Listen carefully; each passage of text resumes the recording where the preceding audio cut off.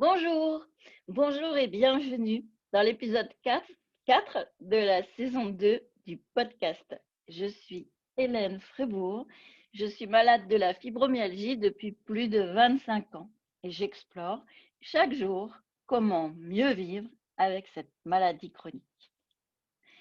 Je suis coach et auteur et je suis la créatrice de ce podcast Mieux vivre avec la fibromyalgie, mieux vivre avec la maladie chronique. Je partage mon expérience de malade qui vit mieux avec la fibromyalgie. Et avec mes compétences de coach, je t'accompagne sur ton chemin pour que tu trouves tes solutions. Alors, j'ai imaginé cette saison 2 du podcast comme un premier tour de piste. Un tour de piste des questions que tu pourrais te poser pour faire le point de ta relation avec la maladie chronique et surtout comment tu vis les relations dans ton écosystème de vie. Car oui, la première clé, c'est déjà de comprendre qu'on construit soi-même son écosystème de vie avec les choix que l'on fait, les petits comme les grands. Mais avec la maladie chronique, on part pour un long parcours avec des contraintes. Ah, ça, c'est sûr. Alors, autant commencer par se donner les moyens de s'adapter.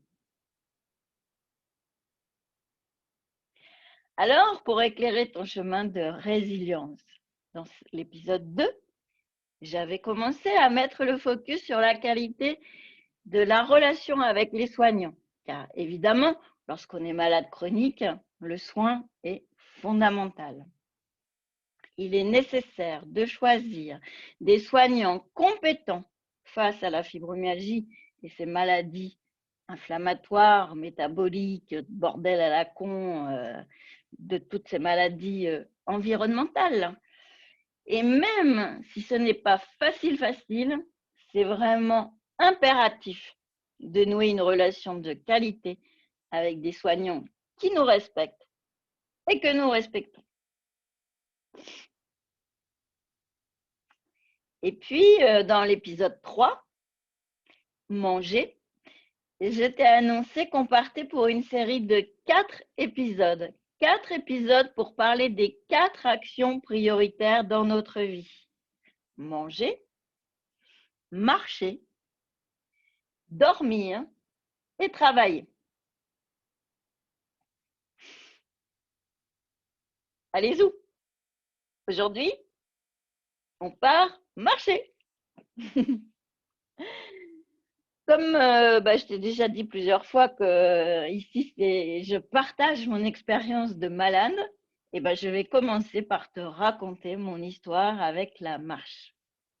Alors bon, autant commencer par dire que quand j'étais enfant, les cours de gym ou de danse, c'était un vrai supplice. Mon vélo n'allait pas bien loin, j'aimais pas le ski.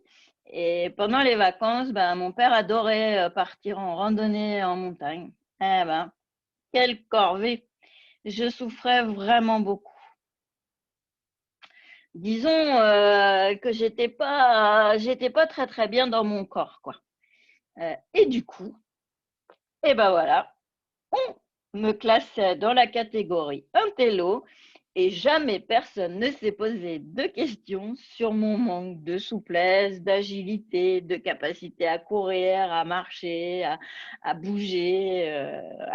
Ça, jamais. Bon, alors évidemment, j'adorais la piscine et je nageais même très bien. Puisque j'ai même fait un peu de compétition avec le fameux club des Vikings de Rouen. Il y a eu un champion olympique, hein, c'était le petit copain de ma copine. Ah ouais, Ludovic Caron. Et jusqu'à l'année 82 de mon bac, voilà, j'étais dans la piscine. Dans l'eau, c'était agréable car mon corps flottait. Du coup, ça masquait encore plus le fait que sur Terre, mon corps et moi, ça faisait 3. Bon, allez, je jette pas la pierre sur mes parents, hein, ni sur personne. J'ai eu une enfance confortable. Mes parents étaient attentifs à leur façon, la façon des années 70-80. À cette époque-là, on ne connaissait pas les ostéopathes, les psychomotriciens. Et puis le kiné, c'était pour la jambe cassée au retour du ski. Et on ne faisait pas tellement attention à la santé tant qu'on n'avait pas une maladie déclarée officiellement, par exemple, tu as une otite, bon, ça c'est facile, allez, zou, antibiotiques. Pour le reste, tu es debout, hein, donc tu n'es pas malade et puis c'est tout, quoi. Hein, tu vois le genre. Et si j'évoque mon enfance, euh, c'est pour dire deux trucs quand même très importants pour te faire réfléchir, toi, cher auditeur. Un, mettre dans une catégorie, ça masque la réalité des choses. Et ça crée un système de croyance. Ce qu'on disait de moi lorsque j'étais enfant, c'était toujours tourné sur le fait que j'étais la première de la classe, que j'étais une intello, toujours dans les bouquins et tout ça. Ce qui était vrai, hein. Mais bon. Mon père m'avait fait passer un test de QI, tu sais, le fameux test de quotient intellectuel. Ah ça, il était content, hein. Sa fille est surdouée. Alors, rien d'autre n'avait d'importance. Enfin bref, du coup, ça crée tout un système de croyances.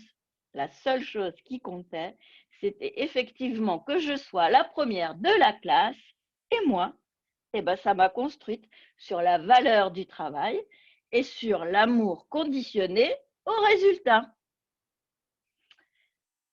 Alors, tout ça, ça fait les bonnes bases pour être candidate au burn-out, à la surchauffe mentale, à la colère rentrée, à la peur de l'échec, au syndrome de l'imposteur, et patati et patata. Et la deuxième chose importante, c'est de dire que non, un corps d'enfant qui a du mal à marcher, à bouger, c'est pas normal. Hein. Bon. Alors oui, bien sûr, j'étais debout, je marchais, il n'y avait pas de quoi s'affoler. Hein. Mais maintenant, avec le recul, je me dis que tout de même, quand même, quoi. Couper autant la perception du corps sous prétexte qu'il n'y avait pas de maladie notoire, je sais pas moi, c'est pas tout noir ou tout blanc, quoi, la santé. Hein. On est bien justement dans tout ce bordel-là maintenant avec une maladie métabolique, comme la fibromyalgie et consorts. Quand j'ai rencontré en 97, à 32 ans, le super ostéopathe dont j'ai parlé dans mon livre, c'est lui qui a mis pour la première fois le mot fibromyalgie en 97. Et lui, il a tout de suite vu que j'avais effectivement un sacré désordre dans mon corps. Les fibres compactées suite à ma naissance difficile et plein de choses que je ne saurais pas t'expliquer, que l'ostéopathe m'avait expliqué, et puis surtout toutes les séances qu'on a fait pour dénouer tout ça. En résumé, j'étais complètement enfermée dans mon corps, avec des brûlures très profondes dans les muscles et les tendons. C'est indescriptible. En grosse partie, c'est lié à ma naissance. Ma mère a failli mourir et moi, j'ai bien dû être compactée, tordue, tirée pour sortir au forceps. Hein. Bonjour la pression. Et puis, évidemment, hein, pas d'ostéopathe pour bébé en 1965. Bon, j'ai l'impression d'être un dinosaure, mais bon, à l'époque, ma mère et moi, finalement, étions vivantes. Allez, où ça roule et puis c'est tout. Et puis ensuite, j'ai ravalé mes émotions et puis avancé sous la contrainte de l'autorité paternelle notamment.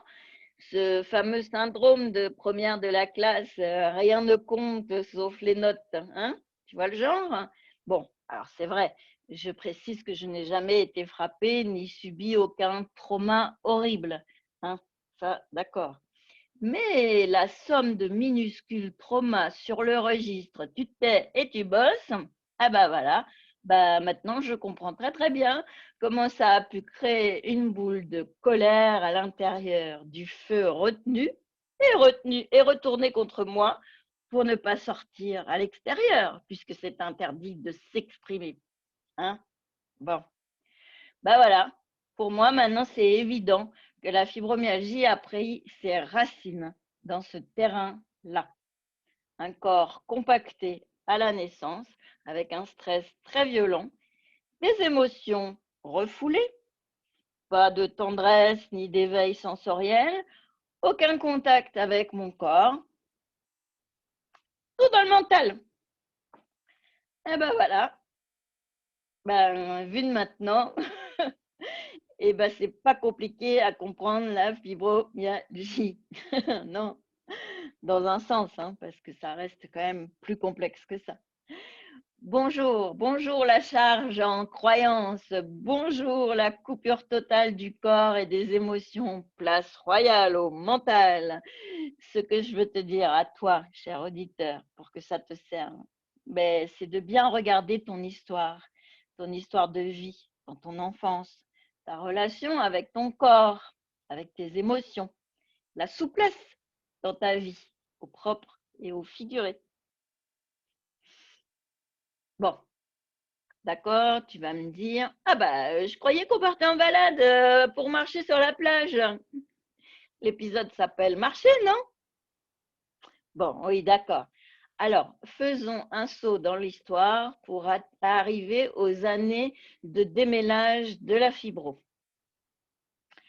J'ai été diagnostiquée en 2002 à 37 ans, après des années d'errance médicale. Hein, je raconte tout ça dans mon livre et puis dans la saison 1 du podcast. Et à cette époque-là, j'allais vraiment mal de partout. Autant dire que je ne marchais pas, hein, que le juste strict nécessaire pour aller bosser, faire les courses. J'étais épuisée, j'avais mal partout, j'étais pas bien. Je n'aspirais qu'à une chose quand je sortais du bureau, être couchée. Mais pas forcément pour dormir, mais être allongée et ne pas bouger. Évidemment, c'est l'erreur à ne pas faire.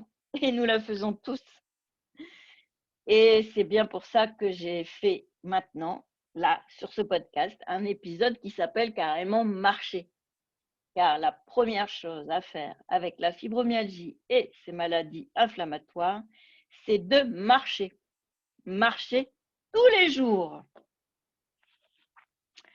Alors, je continue mon histoire. En 2007, donc 5 ans après avoir été diagnostiquée, mais sans soins, hein, parce que je ne trouvais pas de médecin et tout ça, j'ai fini par rencontrer ce fameux super médecin à Bordeaux dont je parle aussi dans mon livre et la saison 1 du podcast. Et puis, on a commencé à démêler tout le pataquès de la fibromyalgie. Je te l'ai raconté là dans l'épisode 3. La première chose qu'on a commencé à faire, ça a été de revoir l'alimentation pour faire baisser l'inflammation et retourner un nouvel équilibre pour l'homéostasie. Et en parallèle de ce travail sur l'alimentation, toute mon énergie était concentrée sur le fait de pouvoir marcher. J'allais 2 à 3 fois chez la kiné par semaine. J'en parle dans l'épisode 2 de cette saison du podcast. Et chaque jour, le gros truc de la journée, c'était d'aller marcher. Et oui, à cette époque-là, je vivais à Lacanau. Et malheureusement, je ne pouvais pas marcher sur la plage, dans le sable, ni sur les chemins, dans la forêt de pins, pourtant magnifique.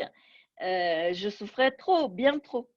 Et mon gros challenge du jour, c'était de marcher sur le front de mer, donc sur le chemin bétonné, devant les hôtels et les restaurants. Et donc, c'était assez simple de voir ma zone de progrès, ce que je faisais chaque jour. Je partais toujours du restaurant Le Cailloc, pour ceux qui connaissent, et le challenge, c'était d'arriver devant la résidence marine, la résidence Pierre et Vacances. Et avant d'enregistrer cet épisode, j'ai été voir quand même, et je suis allée mesurer sur Google Maps. Et en fait, ça fait 900 mètres. Ouais, 900 mètres qui ont été un enfer pour moi en 2007. Car en janvier 2007, je n'arrivais même pas à faire ce bout-là, sur le goudron, hein, 900 mètres. Tellement j'avais mal partout, tout le corps en feu. Des fois, je ne faisais juste que 100 mètres et je m'assoyais sur le premier banc et je regardais la mer. J'étais dans le brouillard, j'essayais de respirer. Quand je dis j'essayais, c'est que déjà respirer, c'était difficile. Et je repartais, tant bien que mal, retrouver ma voiture. Et puis, je mettais toute la journée à m'en remettre. Et ouais. Ça me paraît invraisemblable aujourd'hui. Car 900 mètres, c'est pas beaucoup quand même. Et je tiens à te le dire très clairement, ces 900 mètres ont été mon Himalaya pendant toute cette année 2007. Tu vois, ça me met tellement d'émotions. Au fur et à mesure de mes séances de kiné et de révision de mon alimentation, j'ai commencé à réussir à atteindre ce fameux bout goudronné devant la plage de la résidence marine. Et petit à petit, j'ai tenté d'autres chemins goudronnés. Le chemin du Lion, du côté de la plage sud de Lacanau. Et puis, du côté du lac de Lacanau, je marchais sur la piste cyclable de tout petits tronçons entre le camping du Tédet et la Grande Escour. Ouais, je cite parce que ceux qui connaissent pourront se rendre compte des petites distances dont je parle. Chaque jour, je marchais. Certains jours, je faisais un peu plus, parfois un peu moins. Et puis, de petits pas en petits pas, c'est vraiment ça, de petits pas en petits pas, chaque jour. Et quand j'ai quitté Lacanau en 2010, je marchais 2 kilomètres et je faisais un petit peu de vélo. Des progrès énormes, énormes. Et maintenant, quand je pense que j'ai vécu 4 ans à Lacanau et que je n'ai jamais marché sur la plage, c'est dur, tu vois. C'est vraiment dur de me souvenir de tout ça. Alors évidemment, hein, pour les personnes en bonne santé, ça paraît complètement ridicule comme progrès. Mais toi, cher auditeur, toi qui es malade, tu sais, comme moi, le prix de chaque pas. Maintenant, en 2021, ça fait 5 ans que je vis sur la côte fleurie du Calvados, entre Merville, Franceville, Cabourg et Deauville-Trouville. Et j'ai maintenant une routine qui est bien installée. Je marche tous les jours, absolument tous les jours. Alors, pendant 2 ans, en 2017, 2018 et début 2019, j'ai été la tati de 2 chiens dont je m'occupais à plein temps pendant que leur maître était dans des avions pour leurs affaires. Et pendant ce temps-là, avec Gatsby, le border terrier, et Cookie, mademoiselle Labrador Retriever, tous les 3, nous marchions sur les chemins, dans la campagne ou sur la plage. Et entre 8 heures du matin et 8 heures du soir, ça faisait 4 sorties plus ou moins grandes. Et pof, au total de la journée, je marchais 6 à 8 000 pas, en séquence de 2 à 3 000 pas. Bon, ok, j'étais fatiguée. Et certains jours, je marchais un peu moins et je lançais beaucoup la balle. Mais quand même, j'ai parfaitement tenu le coup pendant ces 2 ans non-stop avec une intensité assez soutenue. C'était les années où je faisais ma formation de coach d'ailleurs, hein, donc je peux te dire que j'avais beaucoup de boulot. Et je suis fière de voir les progrès que j'ai pu faire depuis toutes ces années de torture, ces fameux à Lacanau, ces fameux 900 mètres qui étaient pour moi tout un bout du monde, et puis cette période avec les chiens. Et maintenant, je vis seule, sans les chiens, et mon objectif est de marcher 4000 pas dans une balade. Ça fait environ 3 kilomètres, donc d'un coup. Voilà, ça c'est ce que je peux faire maintenant. Et crois-moi, il y a des jours où c'est pas facile. Et il y a des jours, je fais 6000 pas d'un coup, sans difficulté. Et voilà, ça aussi, entre 4000 et 6000 pas d'un coup dans une balade sans arrêt. Et c'est essentiel de tenir ce cap-là, marcher chaque jour, du mieux qu'on peut, à sa vitesse. Moi, j'essaye de marcher de plus en plus vite. Bon, je ne parle pas quand on marche pour aller faire les courses, le tourniquet du quotidien, quand on fait le ménage, quand on bricole ce qui est à droite, etc. C'est absolument fondamental de se concentrer à faire une marche dans la nature, sur sol non goudronné, et de marcher régulièrement. Respirer la nature au calme, sans bruit, ni casque audio, ni parlotte, voilà, non, se concentrer sur son intérieur, son souffle, car c'est à la fois marcher pour mettre son corps en mouvement et c'est aussi marcher pour respirer. Décharger la nature dans le sol nu, la terre, ou les pieds dans la mer, c'est méditer, c'est penser au calme. C'est tout ça, marcher. Bref, ça veut dire se régénérer. Voilà, marcher, c'est se régénérer. Et d'abord, c'est une habitude à créer, un rendez-vous du quotidien à installer. Et ça, c'est vraiment un objectif qu'on peut travailler en coaching. Car évidemment, tous les prétextes sont bons pour pas sortir, hein. Il pleut, il y a du vent, gna gna gna, et que ci et que ça. Bref, tu veux que ça bouge dans ta vie sans bouger? Si tu changes rien, rien ne change. Ça, c'est sûr. Alors, la première chose à faire, c'est de se relier à son corps et de bouger. Et le premier mouvement, tout simplement, c'est de marcher. Ça ne coûte rien. Tu as besoin de tes pieds avec des chaussures où tu es bien dedans et puis c'est tout. Voilà. D'ailleurs, Major Mouvement, tu sais, le fameux Kinesta, il s'appelle le Major Mouvement. Il a appelé son compte Instagram et YouTube Major Mouvement. À ton avis, pourquoi? C'est tout simple. Parce que le mouvement, c'est la vie, pardi. Ah là là. Oui, je suis d'accord avec toi, hein. Je le vis aussi. Parfois, souvent, des fois, hein, on a envie de rester dans son canapé. On n'a qu'une seule envie, c'est d'être couché parce qu'on a trop de douleur. Ah bah oui, mais justement, moins on bouge, plus on a de douleur. Je répète, moins on bouge, plus on a de douleur. Alizou, bouge-toi. Eh oui, je marche chaque jour.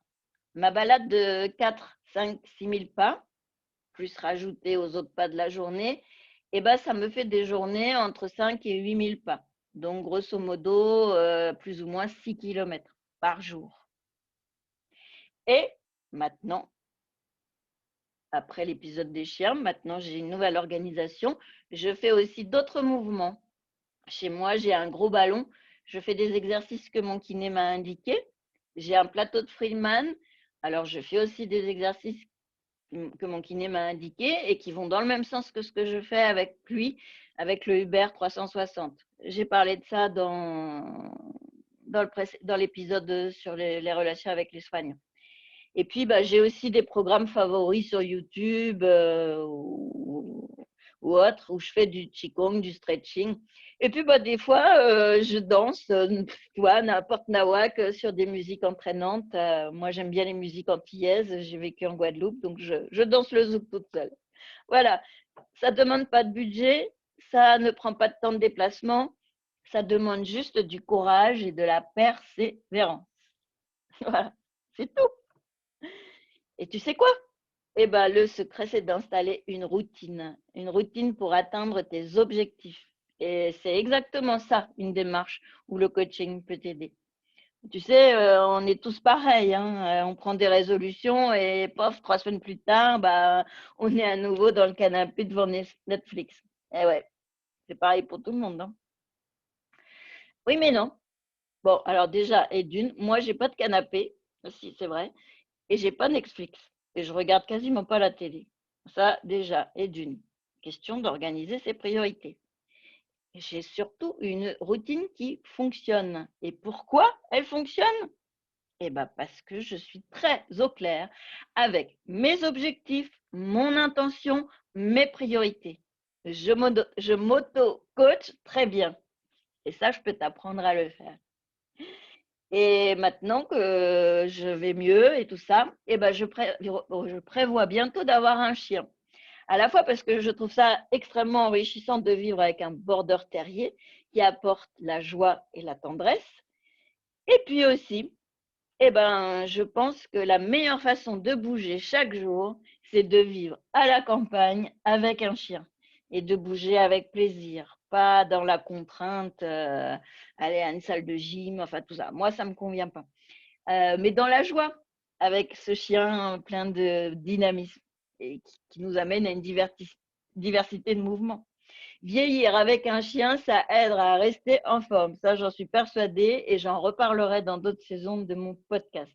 Bon, parce que d'abord, la première étape, c'est qu'il faut que je trouve une petite maison avec un jardin et je te reparlerai de ça dans un prochain épisode.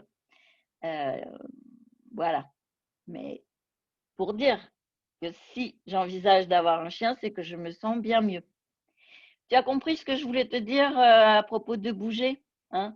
Bouger, c'est prioritaire pour tout le monde. Mais toi, cher auditeur, avec ta fibromyalgie ou autre maladie inflammatoire, tu te dis, oh bah non, hein, mais moi j'ai mal partout, je peux rien faire, je fais rien que de me plaindre et c'est de pire en pire.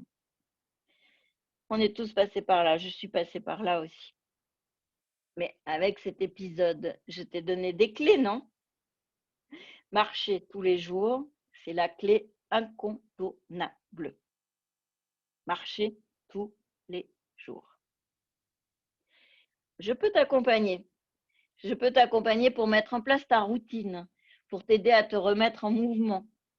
Non, je ne suis pas un coach sportif comme je n'étais pas un médecin nutritionniste quand je te parlais de ton alimentation.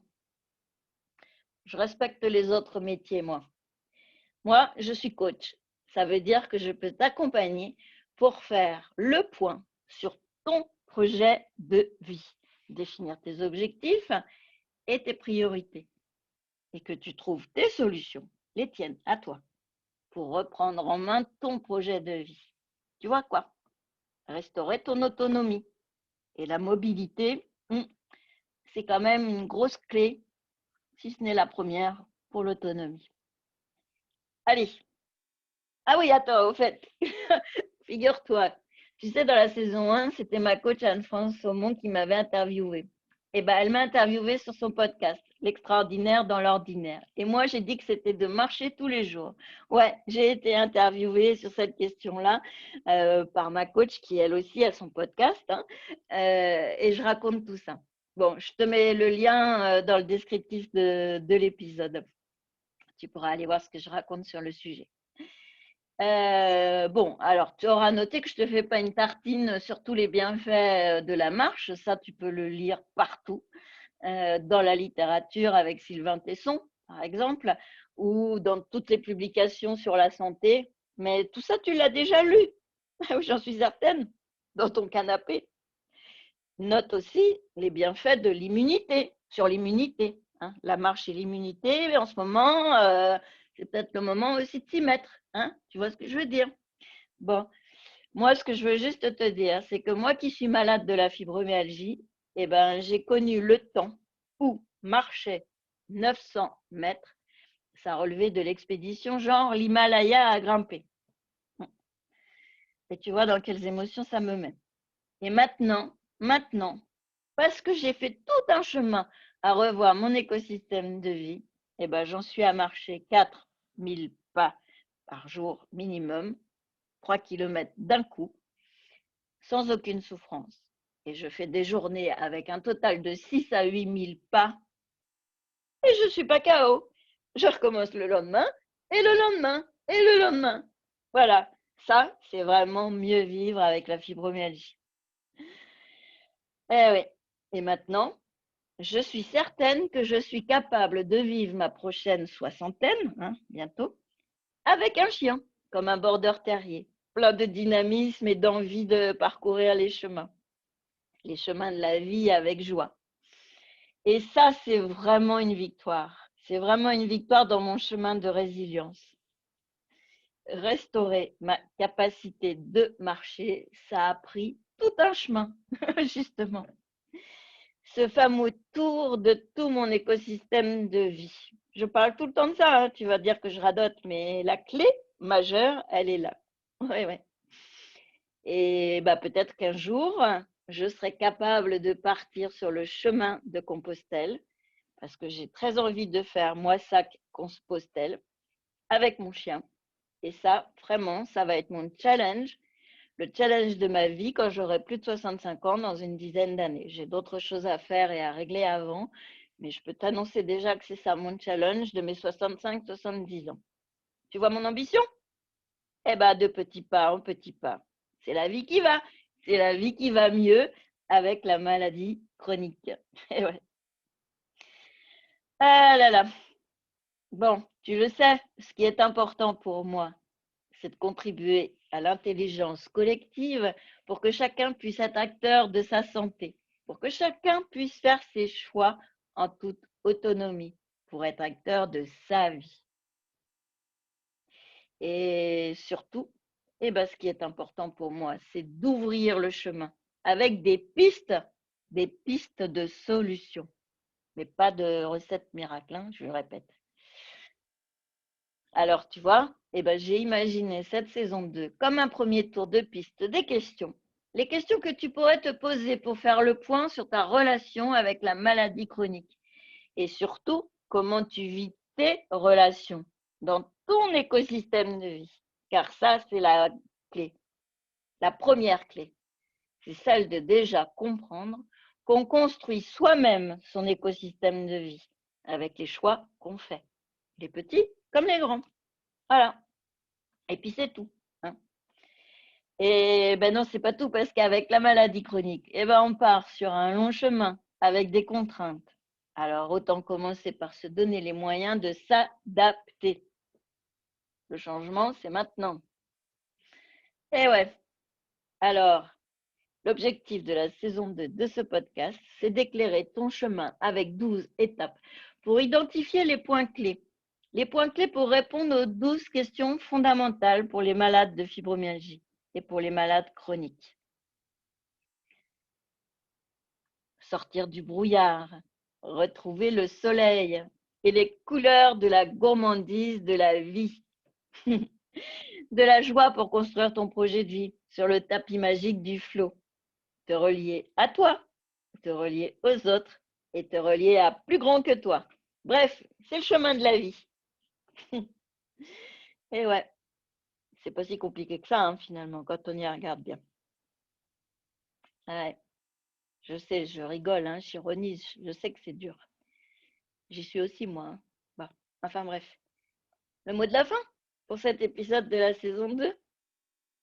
Toi, oui, toi, cher auditeur. Et toi, que fais-tu? Que fais-tu pour mieux vivre avec la fibromyalgie? Mieux vivre avec la maladie chronique? Comment je pourrais t'accompagner encore mieux? Viens partager. Allez, viens, accroche ton casque. Et on part ensemble pour rallumer les étoiles, pour mieux vivre avec la fibromyalgie, mieux vivre avec la maladie chronique. Allez, zou, roule ma poule.